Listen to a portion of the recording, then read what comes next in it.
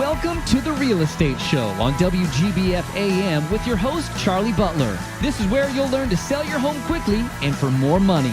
And now, the host of The Real Estate Show, the guy who guarantees to sell your home or he'll buy it himself, Charlie Butler. Good Sunday morning to you, Tri-State.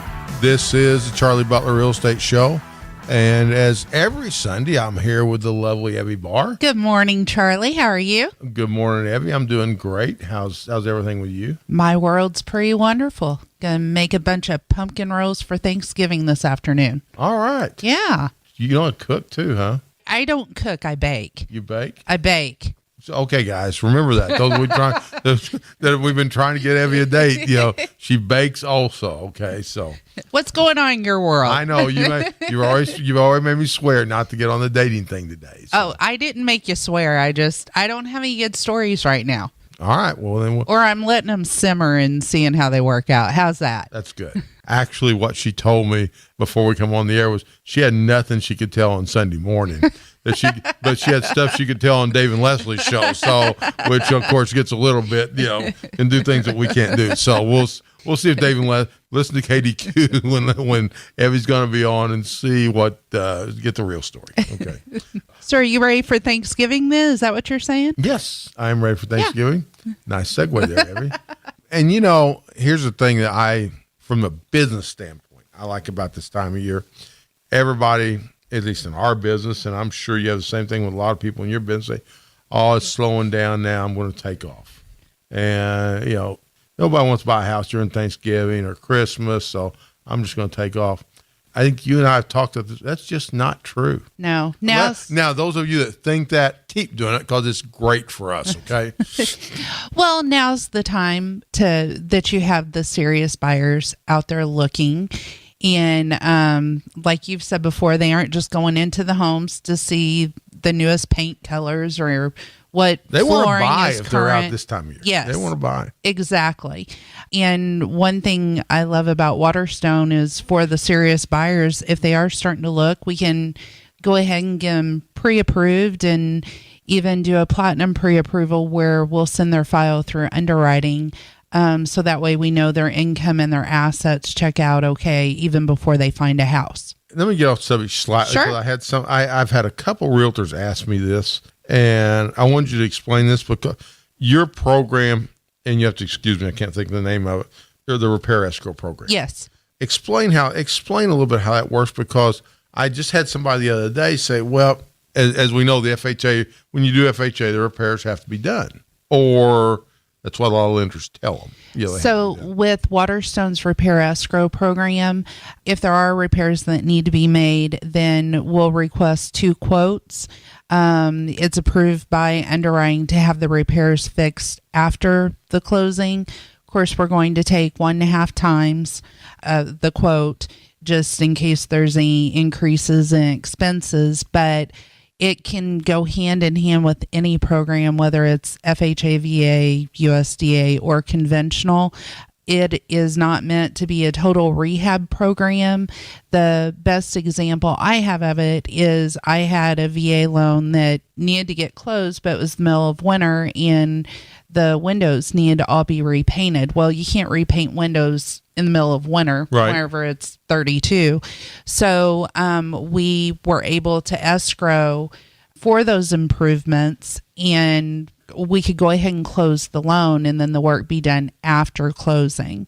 But the program is a one-time disbursement. So say it needs a new roof, then we'll disperse after the roof is completely finished and it's been inspected to say it's been done. So if it, you get the money in escrow, which I'm assuming you don't do until closing. Correct. Okay. So nobody's out any cash up front. It's just part of the proceeds. Correct. And if for some reason something blows up at closing, there's nothing to unwind because they haven't put any money into the deal. Right. Everybody just walks away.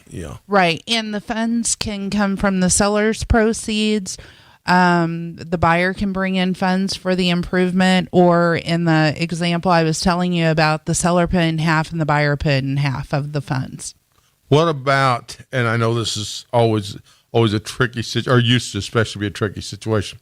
What about if, let's say the seller says, I'll pay for, I'll pay for, it doesn't matter if it's seller or the buyer. Right.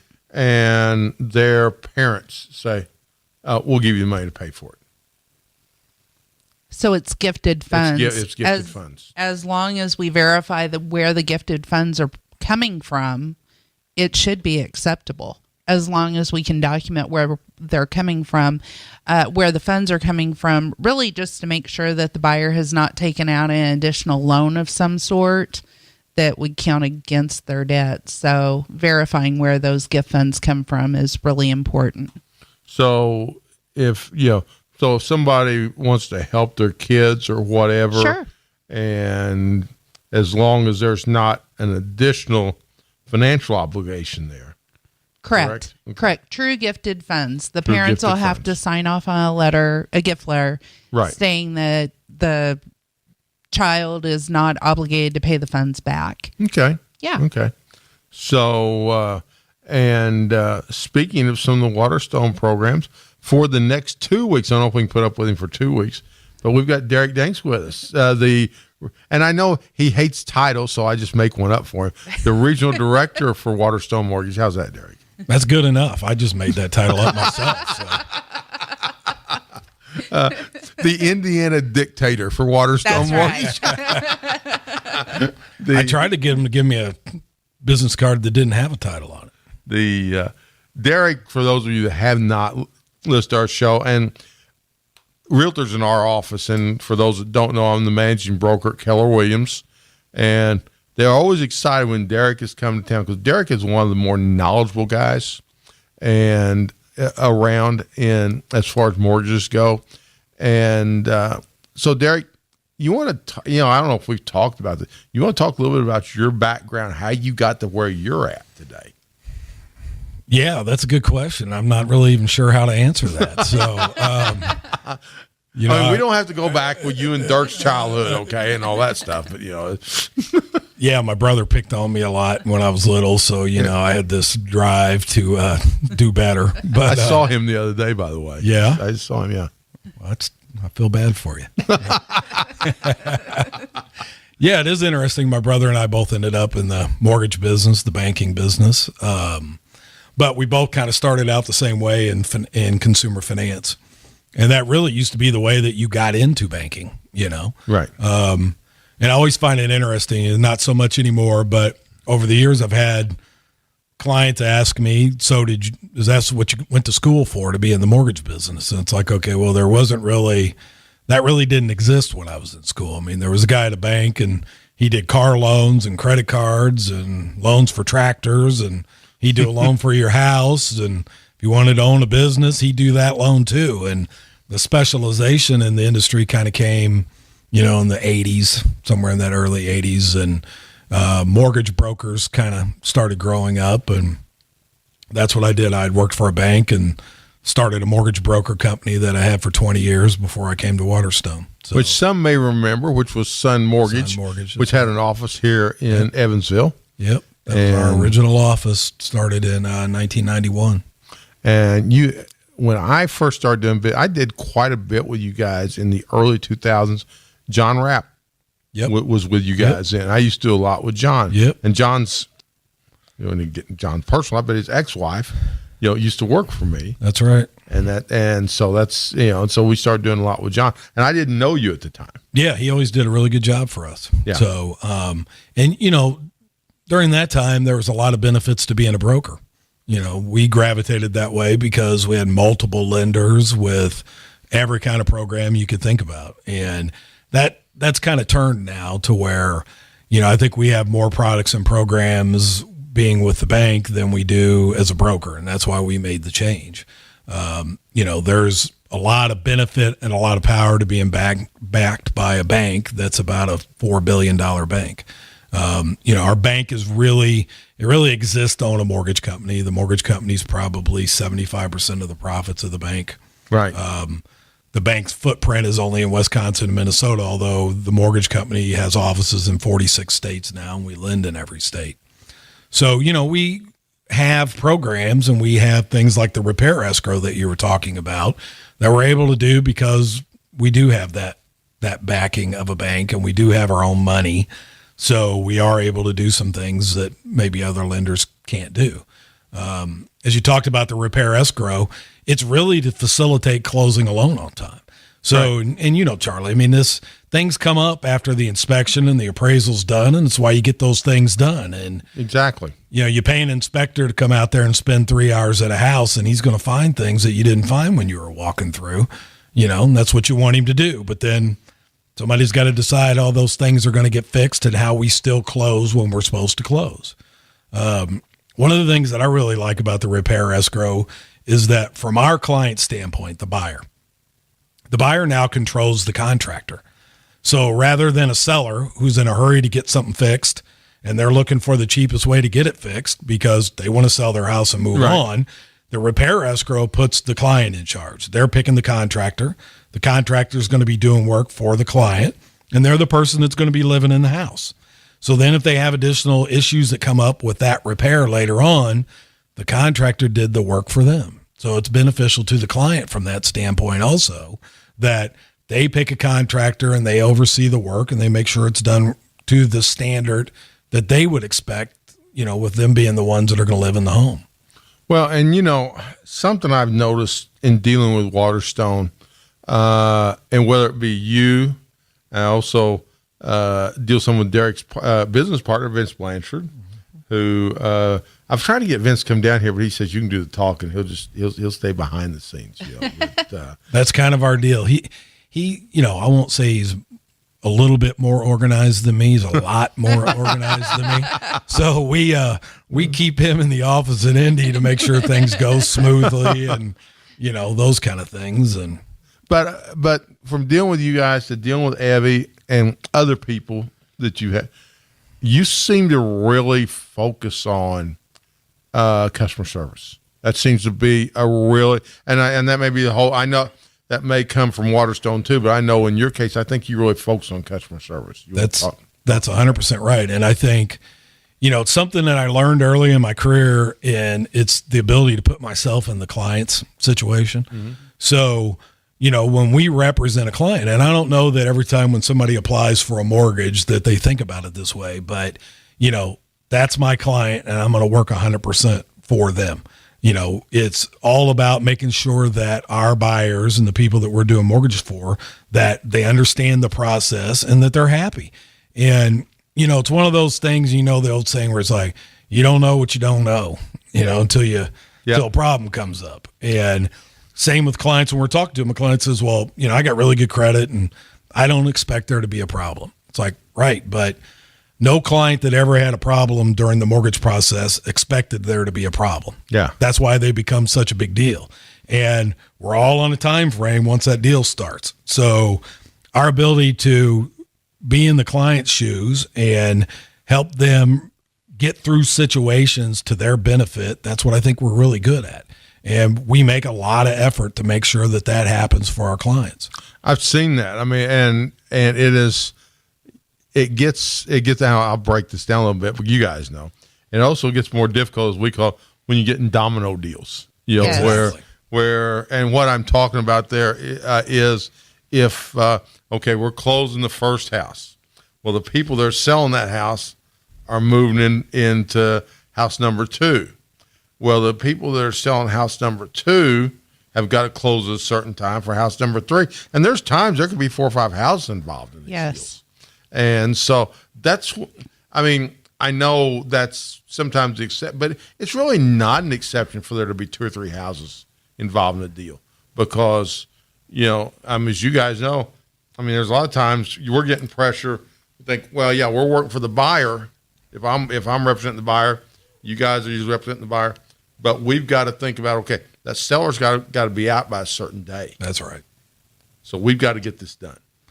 Yeah. Yeah, and it makes sense. If for there to be a seller, there's got to be a buyer. Yeah. For there to be a buyer, there's got to be a seller. So those things kind of go, hand in hand. And it is one of those things that I think we think about when we're doing our pre-approval.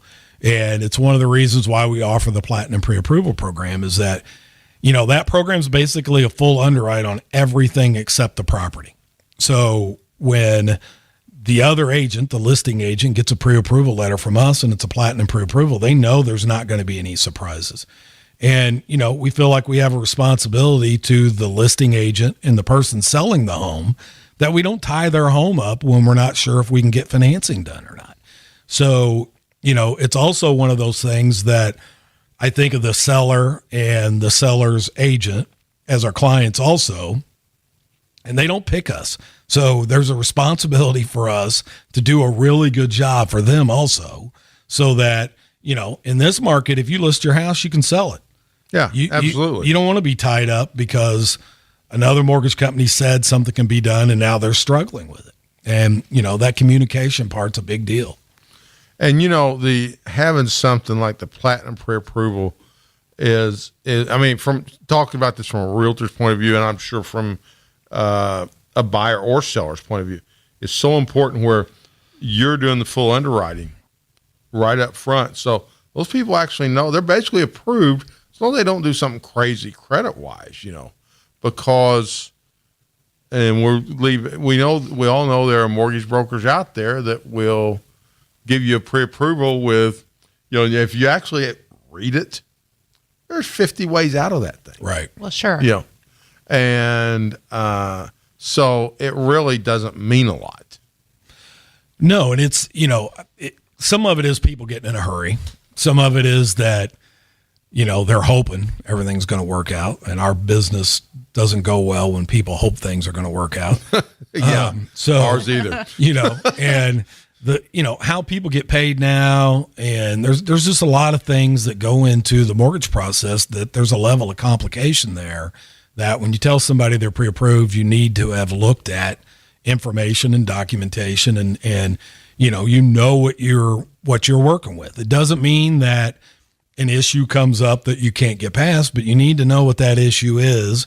You need to identify it early in the process. So if it's going to be a problem, or it's something where we need to take an additional step in the process of getting them approved, that we identify that early. And when I meet with real estate agents, I tell agents all the time, if you look back over your career, and same for you, Charlie, you look back over your career, deals where you had a problem, where something went wrong during the process and things didn't close on time or there were hiccups in that process, I will tell you that 90% of the time it's because the loan originator didn't do a good job of taking the application.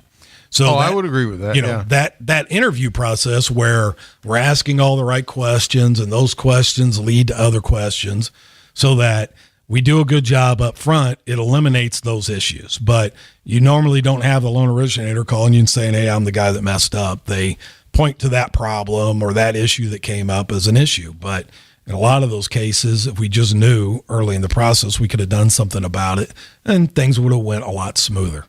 Well, you and I have, Derek also does commercial. That's right. Especially him and his partner Vince do commercial. And Derek is, I've called Derek with what a client wants and what terms want.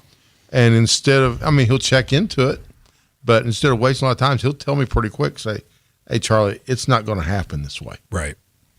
Here's what we can do if they can live with that. But, that's just not going to happen. Right. And those kind of, when you're talking about commercial deals, whether, it's an apartment complex or a building that somebody wants to run a business out of, right. There's a whole lot of moving parts to those kind of deals. Yeah. And, so asking a lot of questions up front and getting all the information so that the quote you give somebody and the direction you take them in is the proper direction. A lot of times, and whether it be residential or commercial, everybody's focused on the rate. What's my rate going to be? What's my rate going to be? And but you know what? I have a different theory there, and this is probably where you're going.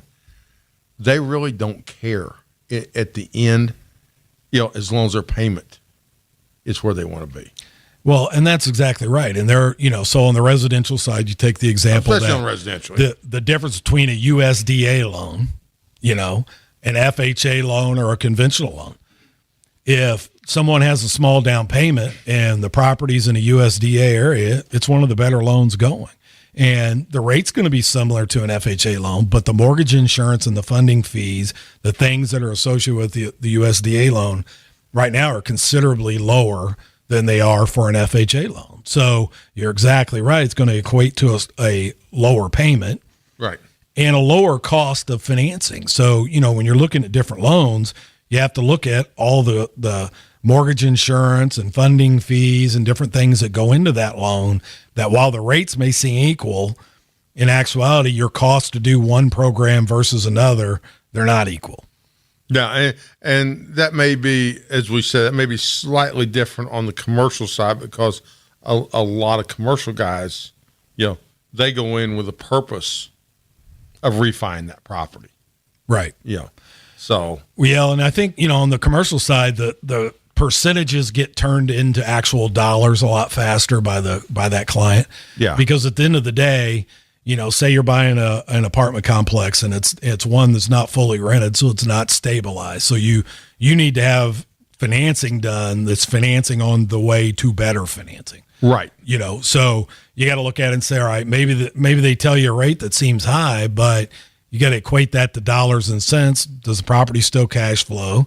Is there value in, improving the property and all the things that you're going to do to get you where you want to be with better financing and more cash flow on that property? And for those that don't know, on the commercial side, they call those bridge loans. Right. Because and they call them bridge loans because it'll get you, hopefully, if everything works, you stabilize that property. It's a bridge from one place to the other. That's exactly right. I know what Evie's writing. I can see her writing. You are listening to the Charlie Butler Show. I almost said for you. I've been sitting here so quietly on 1280 WGBF. You have been quiet. I have been. I'm in awe of what Derek's saying. Yeah. That's what it is. Sucking up to the boss, aren't you? Yeah, he's a wealth of knowledge. You want to jump in here, Evie? Oh no, I'm great. You guys are talking commercial, which is really out of my realm. Well, yes, as Derek said, some of the things in commercial are different, but when it gets right down to it, everybody wants the same thing. They want the best payment they can get, best terms they can get. Right. I know I'm leaving, but they just want, and they want really good customer service.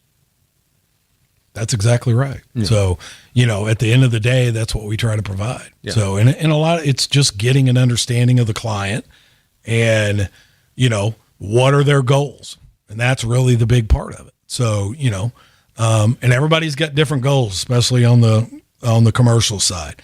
The residential side, Evie and I spend a lot of time with people trying to talk them through, okay, is this your first home? How long do you plan on being here? Right. Thinking about, it's hard to say, well, 30 years from now, here's what I'm going to be doing. But you can equate 5 to 7 years into planning for your family, how old your children are.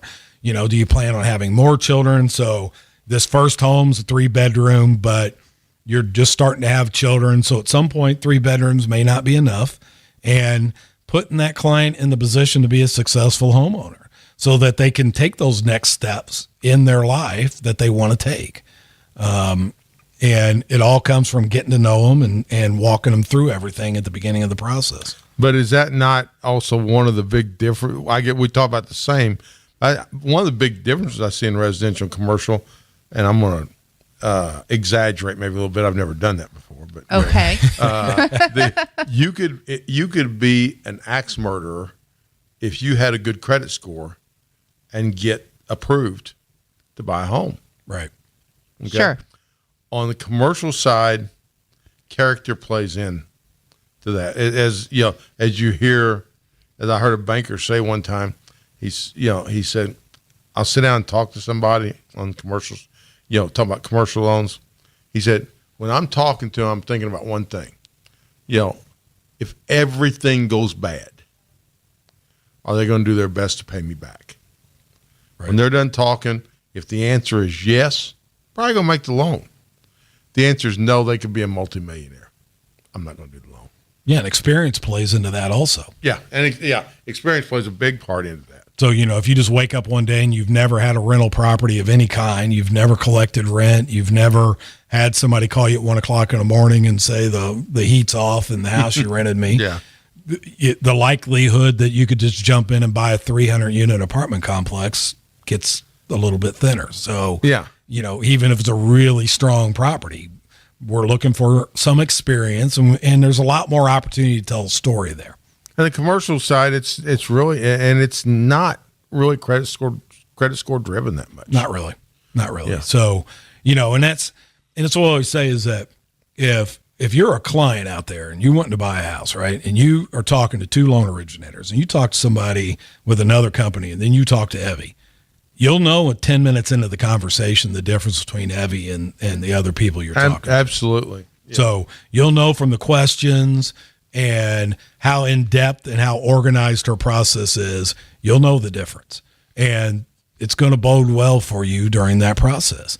So you're exactly right. Those things, whether it be residential or commercial, are very similar. Exactly. How do you get the story and how do you put it in the right order?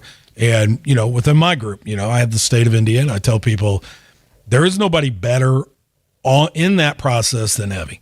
There's not. And I don't say that because she's sitting here. I mean, I am a little bit afraid of her, so I wouldn't get too far out of the. He knows I'm from Boonville, is what it is.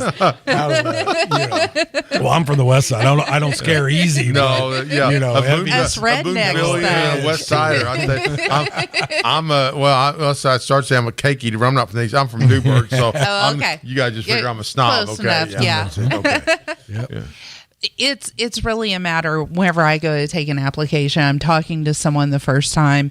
It's exactly like Derek's saying, figuring out exactly what they want, what they're looking for, getting their full story so we can hit those hurdles head on and take care of them up front. Because if a loan officer comes from at that direction of taking care of everything up front, having it all packaged up pretty and telling the full story for underwriting, it makes the entire process so much smoother and everybody's going to be so much happier. Yes, I might ask for more documentation than what you expect, but I'm just making sure that we can get through underwriting without any major issues. Right. And Derek was kind of alluding to this, but I still think I've said this before, Evie's biggest strength. And there is I do not believe there's a loan officer I've dealt with that's ever, and that takes in a lot, has better customer service than any loan officer I've ever dealt with. Thank you. And you can be, one thing you can be sure, I send Evie people that every once in a while sometimes may not quite be ready to be financeable yet, but she still works them. Yes. And and if you're out there, and if there's somebody listening saying, this doesn't apply to me, got bad credit, or I had this happen or that happen, you've got programs for those people too, and able to get them, where they can, Definitely. And it's really a matter of just calling and laying it out there as to where you are at financially. This past week, I had a lady call me who had a foreclosure 5 years ago and thought she couldn't do anything until she was 7 years away from that foreclosure. There's a lot of people that are misinformed. So yeah, if they just want to give me a call, and they can call me at 812-463-3199 or shoot me an email at ebar@waterstonemortgage.com, and we can just walk through it. And also, as far if you are looking to buy a house or commercial, I've got a full service team that does both residential and commercial. So call the Charlie Butler team at 812-430-1708 or 812-499-7758 on both commercial and residential side. We offer free market analysis on the residential side. If we don't sell your home, we'll buy it. So ask about that program. Derek, can we be back with us next week? I see we're running out of time. Yes, sir. All right. Evie, have a great Sunday. You do the same. And for Derek Danks, Evie Barr, this is Charlie Butler. Have a great Sunday. You've been listening to The Real Estate Show on WGBF AM with the guy who guarantees to sell your home or he'll buy it himself, Charlie Butler. Join us every week at this time to find out how to sell your home quickly and for more money. For more information, email cbutler@kw.com or visit charliebutlerteam.com.